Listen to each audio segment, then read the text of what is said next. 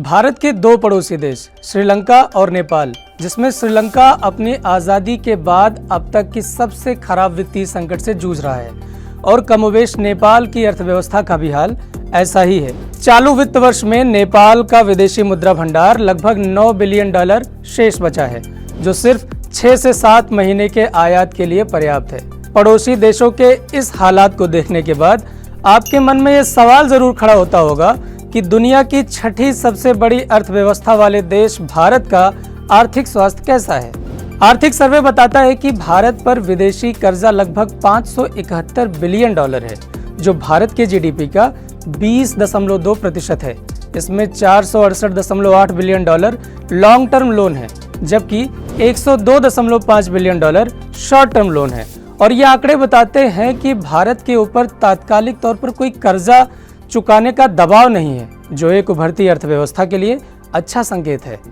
जबकि इसी समय भारत का विदेशी मुद्रा भंडार आर्थिक सर्वे की रिपोर्ट के मुताबिक 31 दिसंबर 2021 तक लगभग $634 बिलियन है, जो भारत के 13 महीने के आयात के लिए पर्याप्त है।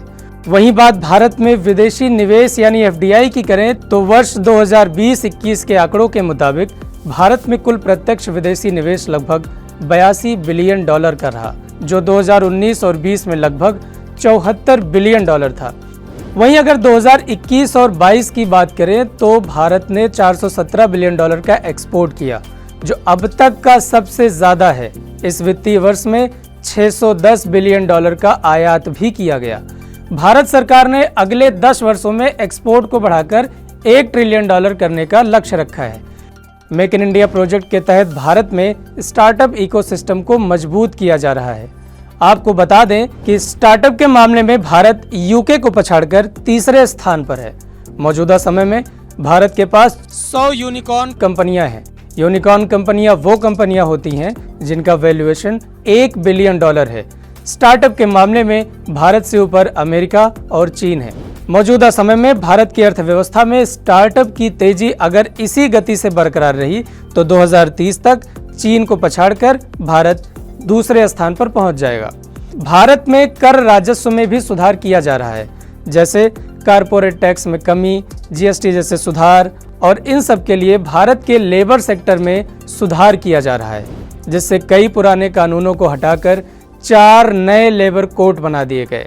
इससे भारत में ईज ऑफ डूइंग बिजनेस आसान होगा और भारत का एक मैन्युफैक्चरिंग हब बनने का जो सपना है वो धीरे धीरे आकार लेगा। चीन की जीरो कोविड पॉलिसी का भी भारत को लाभ मिल सकता है, क्योंकि चीन के किसी शहर में अगर कोरोना का एक भी केस मिलता है तो पूरे शहर में लॉकडाउन लगा दिया जाता है। चीन दुनिया के लिए एक बड़ा मैन्युफैक्चरिंग हब है और जब ऐसे में वहाँ लॉकडाउन लगाया जाता है तो उसका प्रभाव न सिर्फ केवल चीन पर बल्कि पूरे विश्व पर पड़ता है। ऐसे में विदेशी कंपनियां दूसरे देशों में संभावनाएं तलाश करना शुरू करती हैं। भारत उन्हीं संभावनाओं से परिपूर्ण एक देश है जो उन कंपनियों को अपनी तरफ आकर्षित करता है। ये तो बात हो गई कि भारत की अर्थव्यवस्था की मौजूदा समय में क्या स्थिति है, लेकिन कुछ ऐसे भी कारक है जिसके चलते देश की अर्थव्यवस्था को भारी नुकसान का सामना करना पड़ सकता है। उन्हीं में से कई ऐसे राज्य हैं जिनमें पार्टियां चुनावी फायदा लेने के लिए राज्य के नागरिकों को मुफ्त में सुविधाएं मुहैया कराने का वादा कर रही हैं।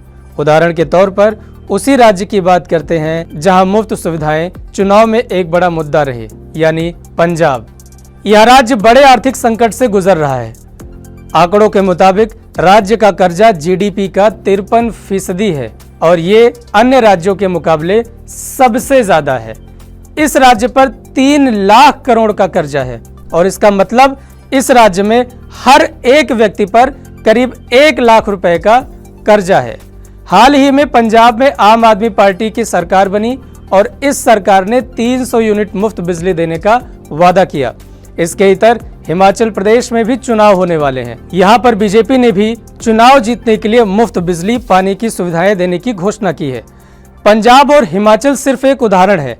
हम कतई सब्सिडी का विरोध नहीं कर रहे हैं, लेकिन ये सुविधाएं सिर्फ जरूरतमंदों को मिलनी चाहिए जिन्हें इसकी सबसे ज्यादा जरूरत है। अगर हर राज्य सरकार मुफ्त में चीजें बांटने लगेगी तो वहां के लोगों की निर्भरता सरकार के खजाने पर बढ़ जाएगी, जो किसी राज्य के लिए अच्छे संकेत नहीं है। और अगर यही हाल रहा तो भारत को भी एक आर्थिक संकट का सामना राजनीतिक पार्टियों के इन लोक लुभावन वादों के कारण करना पड़ सकता है।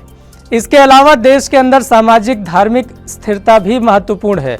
उदाहरण के तौर पर अगर आप शेयर बाजार में निवेश करते हैं तो जाहिर सी बात है आप किसी ऐसे शेयर में निवेश करेंगे जिसमें बहुत ज़्यादा उथल पुथल ना होती हो और एक समय बाद वो आपको मुनाफा भी दे।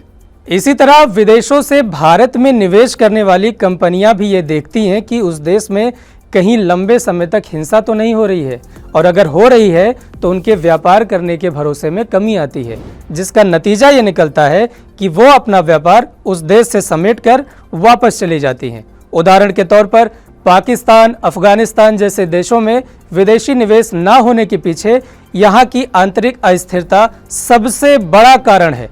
आतंकवाद और कंपनियों के लिए जरूरी बुनियादी ढांचा ठीक ना होने के चलते यहाँ पर विदेशी कंपनियां निवेश करने से बचती हैं। खैर, भारत में फिलहाल के दौर में आतंकवाद जैसी समस्या तो नहीं है, लेकिन आंतरिक हिंसा भी विदेशी निवेश के लिए मुफीद नहीं मानी जाती। उपरोक्त कारणों से ये आकलन लगाया जा सकता है कि मौजूदा समय में भारत के अर्थव्यवस्था की सेहत आर्थिक संकट झेल रहे पड़ोसी देशों की तुलना में कहीं ज़्यादा मजबूत है और भविष्य में आने वाली चुनौतियों का सामना करने के लिए देश पहले से कहीं ज़्यादा मजबूत हो चुका है। लेकिन देश के अंदर उठ रही समस्याओं को भी काबू करने की ज़रूरत है, जिससे भविष्य में भारत को किसी ऐसे संकट का सामना ना करना पड़े। अगर आपको ये वीडियो अच्छी लगी तो कमेंट बॉक्स में हमें बताएं और चैनल को सब्सक्राइब करें।